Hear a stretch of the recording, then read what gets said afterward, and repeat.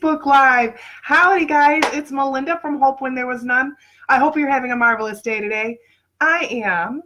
And I wanted to come by and let you know that I needed to speak to you about a safety plan for those that are leaving within 72 hours. Or not within leaving 72 hours. If you're leaving, the first 72 hours are very volatile. And I don't want to scare you, and I don't want to make you nervous about that. And I actually have 2 different cameras going on now. So if you see me looking off to the side, it's because I'm looking at my other camera there. I'm going to upload this to YouTube a little bit later. So I wanted to come on here and discuss this. This is so very important. Now, I wish I had somebody that, and I don't mean to make myself all big-headed or anything like that, but I really wish I had some sort of insight before I left my abuser on what to expect, because I had no clue. I had no idea. So I wanted to come on today, and I've got myself my notes. I want to try and stick with this today. So first off, if you are in the process of leaving, I am so proud of you. Congratulations. You can do this. It's going to be tough. I'm not going to lie to you. I'm not going to sugarcoat anything. This is going to be rough for a couple of different reasons. One, because your partner is going to want you back. Okay. So on the other broad spectrum here, you might want to return because it might not seem worth it. All the trouble, then you're doing a lot of self-doubt and self-talk, like I probably can't do this. It's just easier to go back because I know what to expect.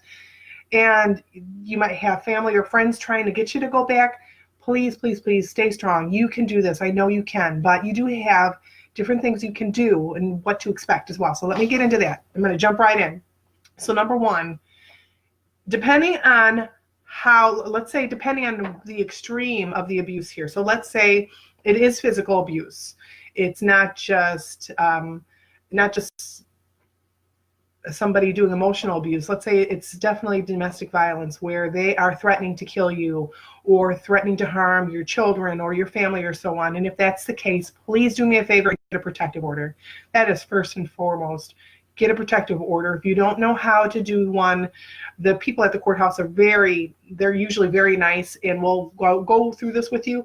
You can also call your local domestic violence shelter, women's shelter, and they should be able to help you and guide you through the process. They can't tell you everything to fill out, of course, because that legally they can't do that, but they should be able to direct you a little bit. Okay, so please get that. And when you're doing all of this, leave a paper trail. What I mean by that is if your partner breaks your protective order, and it might happen, and it might happen more than once, and please don't let this discourage you, and it does get discouraging. Please continue to call the police no matter what, even if they say, you know what, we see these things all the time. These men or women, they say they're going to leave and then they just go back. And you might get that from a policeman or a policewoman, and it might just be a little bit unsettling. It could put you off, and again, might make you think, well, I might as well just go back. But please don't. Just keep going. Leave a paper trail. Any text messages, any voicemails, any emails, notes, letters, anything threatening, anything that leaves you on edge, please call the police. Let them know that this is going on. And they might even tell you, well, ma'am or sir, they haven't came within 500 feet within you, and they're okay. They can go on some public sidewalk or something of that nature. Still call the police. Leave that paper trail. If you can, give your phone to somebody else to monitor during this period of time, because they're going to try everything under the sun to try and get you back. They're going to be sweet as pie, or they're going to be really mean. One or the other. You don't need that added burden. Now, if it's an emergency or something, let the person that you give your phone to, let them know, hey, if it's something, they're in a hospital or something happens that's really bad, they need to reach you. Fine, let that happen, but let them monitor the other person. So number 2 is don't let anyone talk to you about going back to your ex. Not family, not friends, not even your abuser. Ignore the calls. Again, this goes back to right now where it says someone monitor it. Have someone, again, monitor your message, your calls, your texts. Don't answer and don't engage. That's what this person is looking for. They're looking for you to engage, and don't do that. Also, you might all of a sudden, this is number 3, you might all of a sudden on social media have new friends mysteriously. Now, I'm not talking about those Russian people or anybody from other foreign countries, wherever. I'm talking, you will have somebody that They might seem like they even added a lot of your friends or family. Don't be surprised if there is some monitoring going on. So please take care of your social media. Change your passwords. Change, even if you need to start a whole new account, do that. Do that. Protect yourself. You might have friends and family on there that seem like they're in your court there, but they might actually be more like spies for your abuser. So please be conscious of who you tell information to from his side, especially for friends and family. Just be conscious of that, because you don't want, especially if you just left, you don't want him or her finding out your information. So let's see, going back. Get a new phone and change your number, or change your number if you can. If you can afford it, of course, but TracFone and some of the other phones that are just throwaway phones now are so inexpensive. If you can afford it, please do that. Consider the pay-as-you-go plan, and that's what I have right now. You might want to do this, especially if your ex is paying for the bill. If they're paying for the bill, you might want to go ahead and get yourself a new phone. I think they're as cheap as maybe $30. And then you do have the plans, which I think it might be about $25, $30 too. But if you use it wisely, don't spend all your time texting on there. Use it for emergencies only if you can. It's worth the money, please, and worth the aggravation. And you don't have to give your ex the new phone number.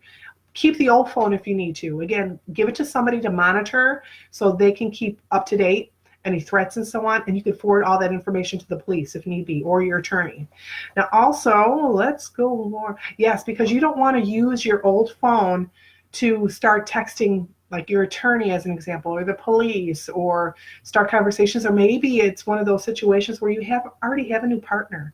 And I'm not judging, I'm just saying, if that's a situation, you don't want your ex, your soon-to-be ex, to find out who you've been texting or calling, because they do give that information. A lot of companies now do have that, so you can monitor this information. So please be careful with that. Also, they might have GPS on your phone and tracking on your phone. So that's another reason to get a new phone. If you know how to disable the GPS, all more power to you. Please do so. Make sure you do that. And also invest in an old-fashioned phone book, paper and pen, because I know sometimes when we lose our contacts, just normally, if we lose our phone or something happens to it, just go back to old school pen and paper, write down all your contacts, make a list in Word or Excel if you need to, but just consider having that along with you, paper for yourself. And you might want to collect calls to your abuser or anyone that's connected with your abuser too, and if you need to. That's another just little tidbit there. Shelters have phones. Many shelters have a program where they accept old phones from people, and or Verizon does this. I cannot remember who else. Hi, Amanda. I can't remember who else has this, but it is a really great program. So if you can find somebody, a shelter that does offer this, that is wonderful. So let's talk about tracking devices. So we're going to get a little deep here. So tracking devices nowadays can be really small. I mean, they can be like a pin, the head of a pin, and it's kind of scary. But they can attach to your child's backpack, toys. It can be installed on your laptop and computer, which I'll get to that in a little bit, or somewhere in your home. So try and check. And they do have special devices now that you can check for these bugs. You might want to get in touch with an IT professional, though, just to be on the safe side. If your ex is suddenly giving your children gifts or small gifts and then says, hey, I know you're doing this, that, and the other, you might be tracked. So just be careful with that. This sounds like such sci-fi kind of stuff, but this stuff is real, guys. I mean, even a pen, something as simple as a pen. My ex had given me some toys from my eldest son, to my little guy, and the Rescue Hero guys. He gave us a big tub of those, a big container full. And he's like, he's left it. He was bold enough to leave it at my apartment back then. This was way back. He left it at my apartment door. Thank goodness we weren't home, but he left it there. And then he had the nerve to leave me a message and a text message like, why haven't you gotten the box? And then he later sent me kind of a creepy one saying, why did you give that box away? So I don't know how he knew. All I'm guessing is there was some sort of tracking feature in the box. I didn't poke around in it. We just got rid of it. We just threw it out. So that was kind of creepy and a little weird. So please be sure to make if they get suddenly get gifts, just watch out. And he's done that. He did that one other time too. And that was early on. He hasn't done anything creepy like that lately.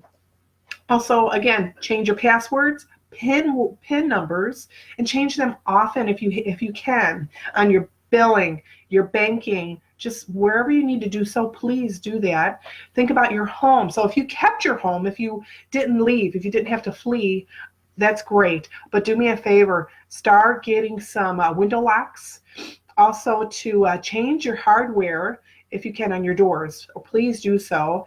And if you can't do that, if maybe you can't do that because there is an expense with new locks and so on, or having a locksmith come over, there are dowel rods or even just a stick. And you could stick it in your window, like at the top of the window.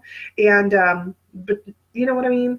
I'd have to show you, but you stick it on the lower part of your window. You can see my window back there. So hold on.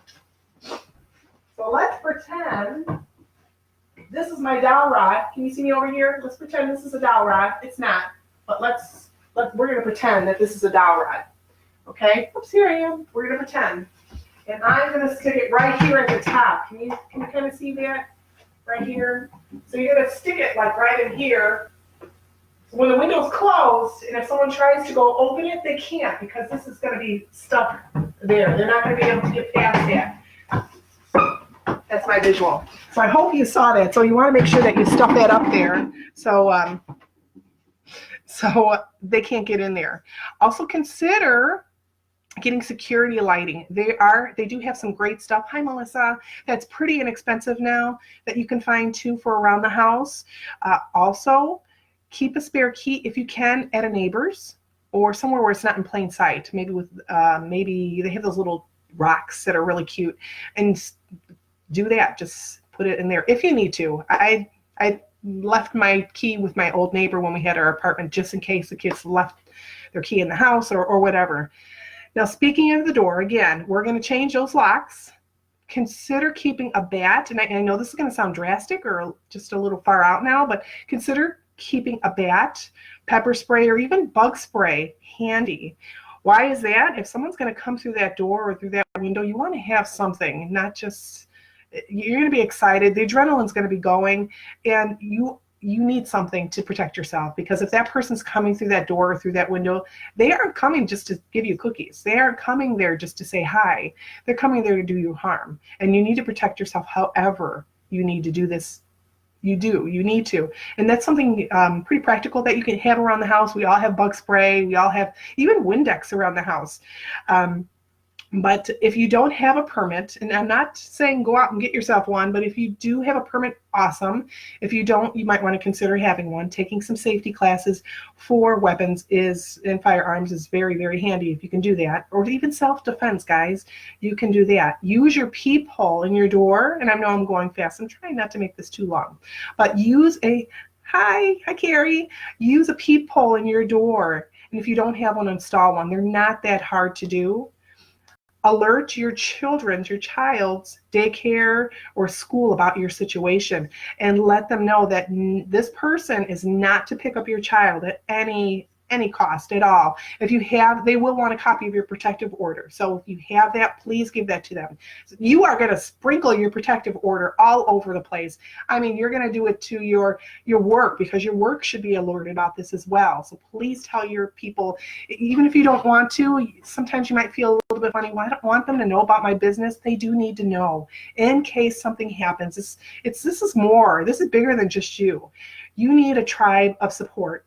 And even if you don't feel supported by your employer that much, you might be very pleasantly surprised at how willing and how much your employer wants to help you. And so please, they don't have to know, give it to everybody else to know about it, the whole plant or factory or office, but just tell your boss, let them know what's going on, because the next, not only 72 hours, but the next few months or even a little bit longer are going to be bumpy. You're going to have court dates. You're going to have different other counseling, lawyer, attorney meetings. So you're going to have a lot going on. So it's better if you're upfront and you're honest with your employer and let them know what's going on, and that you might have to take some time off just so that they're aware going forward. You don't want to just blindside them all of a sudden and say, oh, I need like 3 days off here, and they have no idea why. So please be upfront and let them know, if you can, even before the 72 hours start. Let them know that there's something going on in your home, and that you're in for a bumpy ride, okay? But also, again, going back to the school, make sure you give them the information that your partner is not to take, your partner, whoever this person is not to take your child, that they don't have custody, that you are going through this is your protective order, because you should put your children on your protective order as well. Now, during this time, maybe you don't have a home to go to, maybe you can't stay home. So maybe you don't have you feel that you don't have anywhere to go to. There is a shelter. There are shelters sprinkled all over the U.S. Thank goodness for shelters. And I know they get a bad rap. And there are some instances when things don't always go 100%. But you know what, guys, I got to tell you, I stayed twice, and it was just a godsend for me. I'm so happy I went. And just for the support and knowing that we were safe. It was still crazy, had boxes of Kleenex, and my nose was like Rudolph the Red-Nosed Reindeer, but they've been there. They are trained. They know what's going on. They can tell you the resources, legal, and so on and so on. So again, try and go to a shelter. Stay with a family or friend if you can as well. Also, now what I'm liking you to do is please change your routine. Drive home a different way. If you're using public transportation, consider going at a different time. Maybe shop in different stores at different times or different areas than you normally do, okay? Because you don't want to bump into your abuser.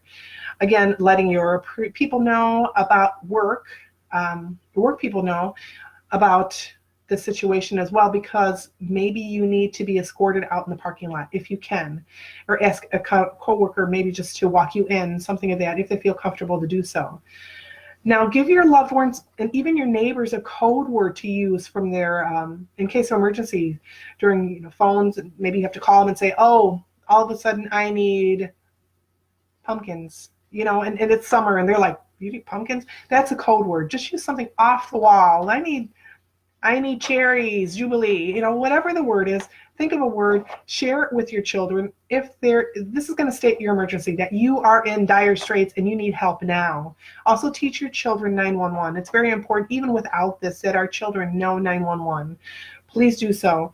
And excuse me, make sure if you do have to meet your abuser, do it in a public setting. Perhaps you do have to have some sort of visitation. And I know I mentioned this before. Contact your local police department, let them know what's going on, and let them know that you have an exchange for visitation going on, and that you don't feel comfortable, or that you have a police protective order, and they will go ahead and meet you in a public setting. Usually I did a restaurant, and I like doing a restaurant because there was a lot of cars around, and they were usually very busy. So pick a good restaurant. That's a wonderful place to meet at. And try and do it during the daytime. Don't do it during the evening. You want to make sure that there's a lot of people around you, a lot of traffic around you, and also that you have some light out there.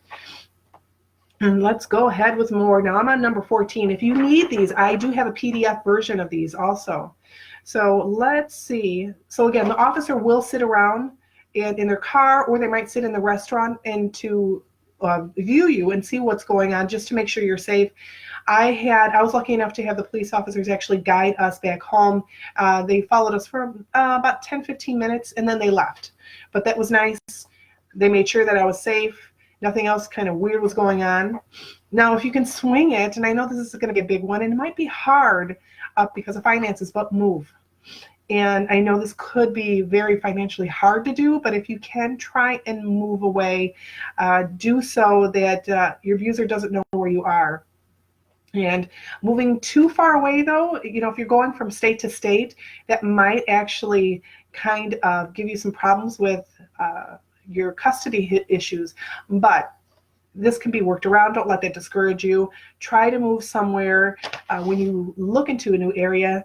Like we did an apartment. Luckily, we got the top floor. So try to find a place. You don't want to go to a cabin in the middle of the woods, okay?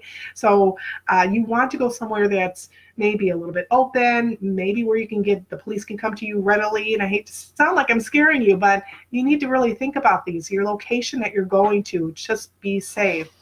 All right. So also you want to get a P.O. box. I would like you to. I'm not saying you have to. All of this are just guidelines and things and ideas that I want to give you that you can hopefully give deep consideration about. So you want to have a P.O. box and use this as correspondence for your abuser and his or her attorney. Now, the courts and the police will have your real address. And any court documents, they do have to go to your real address. They won't be able to go to a P.O. box. But ask if you can do it this way, or if the courts can hide any future documents to your abuser. Ask if they can hide the address due to safety concerns. And check with your state. Many states do have confidentiality programs where you can actually get a new address and so on. There's great programs out there for hiding your identity and even giving you another social security number as well if you need to. Let's go back to social media. Don't post where you're going. We have a lot of instances where, and you probably noticed it, we have many people that are so proud of their vacations, and I think that's wonderful. I think that's grand, but don't post where you're going. If there's a trip to the local zoo, post it afterwards. Don't post that you're going there now. Please don't. If you wish to share that, again, afterwards, and check your privacy on your settings on your pictures. Now, stay situationally aware at all times. Assume you're going to be a target. Before you enter a parking lot, a public setting, or going out to your car, make sure that you're looking around. Also consider getting a go bag, and if you don't know what one of those are, I'm happy to go ahead and tell you about that. And it's basically a 3-day emergency set of clothes, toiletries, keys, and cash. Now, if your abuser is threatening to kill themselves, take this to the police, have them do a wellness check, don't engage, tell their friends and family as well.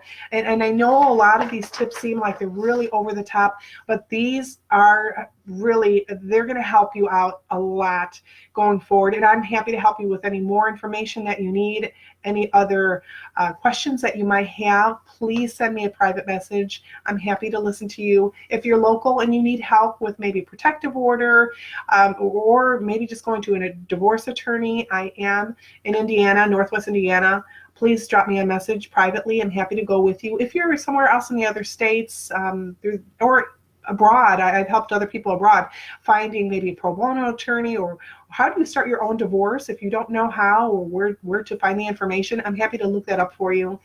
No problem at all. And I do this because I've been there. And I also do a lot of these things. I do all of this because there's so many other victims that don't